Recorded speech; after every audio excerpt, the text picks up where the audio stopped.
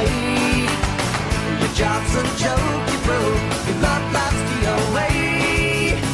It's like you're always stuck in second gear, when it hasn't been your day, your week, your month, or even your year. But I'll be there for you when the rain starts to fall. I'll be there for you like I've been there before. I'll be there for you when the rain starts to fall. I'll be there for you like I've been there before. I'll be there for you 'cause you're there for me too.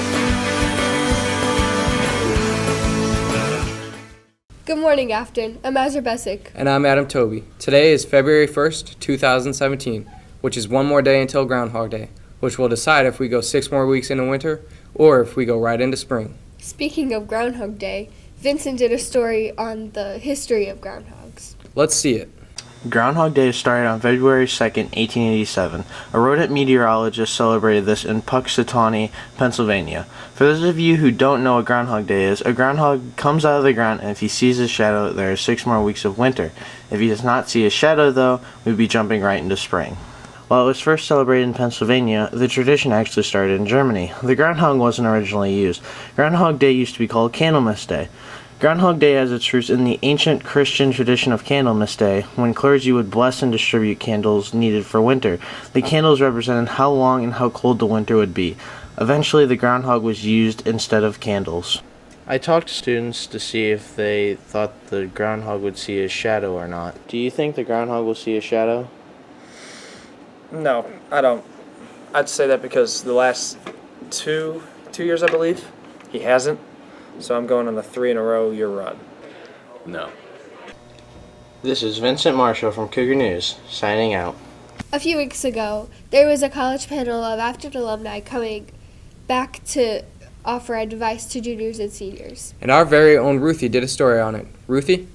As you can see, every year we have a college alumni panel. We ask some of our amazing alumni to come back and kind of give you some insight into how college really is, because it's nothing like high school. So you need to prepare yourself wisely. Let's just leave it at that. Well, I've been here for 8 years, working within the guidance department, and all 8 years we've always had a college panel. In the past, we've had lots of members come back, and usually those that came back right after within their first semester. Since then, we've adjusted a little bit. We have less people come back, and we have those that are in all different stages of college. So when I was a junior, senior, I didn't plan on going to university or college in general. I just planned on working, and the only reason I went to school is because of the faculty here. Students learn a lot from their peers, a little bit more than the adults that went to school maybe 10, 15, 20 years ago.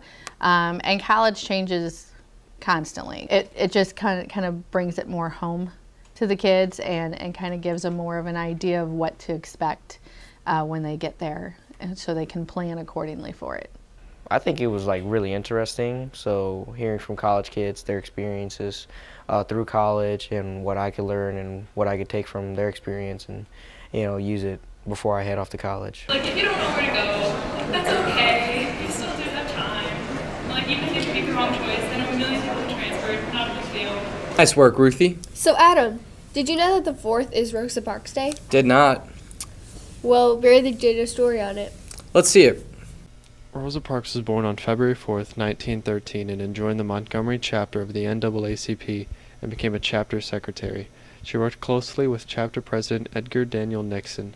Nixon was a railway porter known as the city's advocate for African Americans who wanted to vote. On Thursday, December 1st, 1955, 42-year-old Rosa Parks did not give up her seat to a white man on the bus. She had no idea how much her choice to not give up her seat would inspire so many people to boycott the buses till the Supreme Court ruled that segregation on the bus would be removed. After the boycott, Rosa Parks lost her job and experienced threats and harassment for years. She eventually became known as the mother of the civil rights movement. In the years following, Rosa received the Congressional Gold Medal, the highest honor the U.S. can bestow a civilian. Rosa Parks eventually passed away on October 24, 2005 at the age of 92, and became the first woman to lie in state capitol in the U.S. All right. So, do you know who Rosa Parks is? Yes, I do. All right. What are your thoughts on her? I believe that she was a strong, confident woman standing up for her rights. All right. Do you think she's an important role model today? Yes, of course. What are your thoughts on Rosa Parks? I think Rosa Parks was an important person in history, not just black history, just regular history. Would it be any different if Rosa Parks didn't sit on that bus? Yes, I think it would be very different. Now let's take a commercial break. And anime's pretty boring.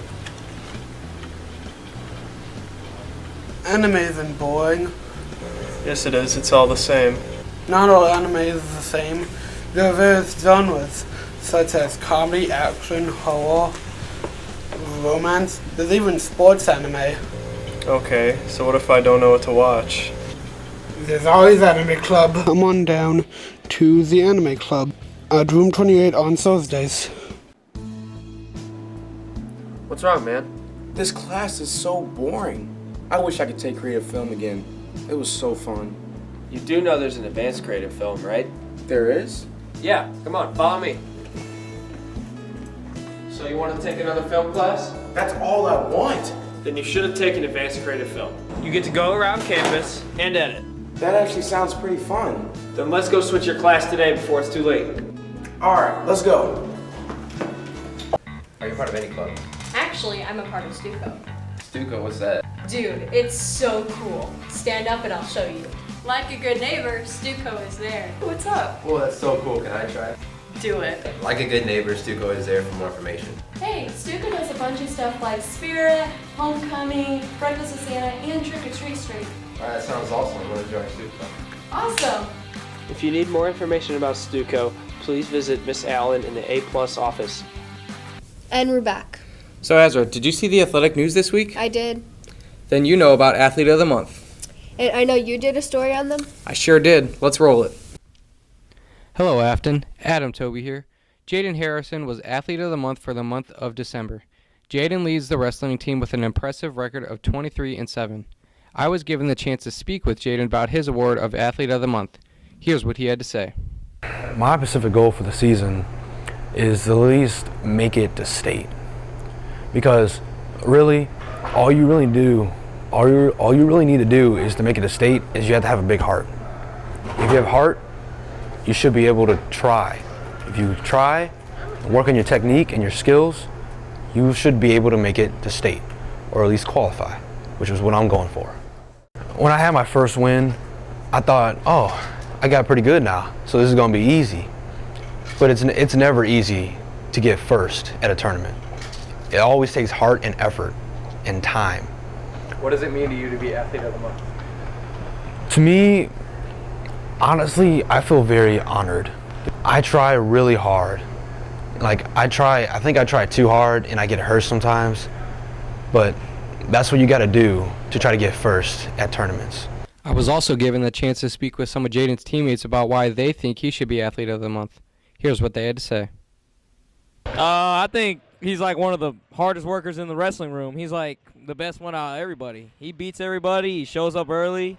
He does whatever he does, and he just gets out like one of the best dudes ever.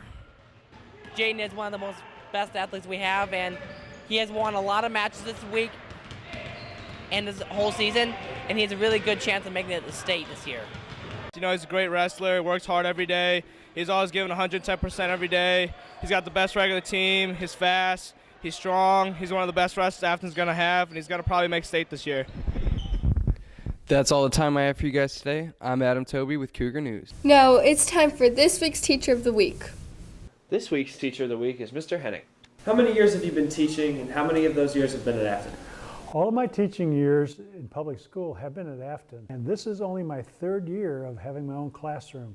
I currently teach English 1, contemporary authors, business computer apps, and personal finance. My favorite part would be the students and my coworkers. I was also given the opportunity to speak to some of his students to see what they liked about Mr. Henning. Mr. Henning's a great teacher. He can show you how to do personal finance in a way that doesn't seem boring at all. Thanks for watching my story. This is Ryan from Cougar News, signing off. Good job, Brian. Well, that's all the time we have for you guys today. I'm Adam Toby. And I'm Azra Bessick. And this is Cougar News signing off.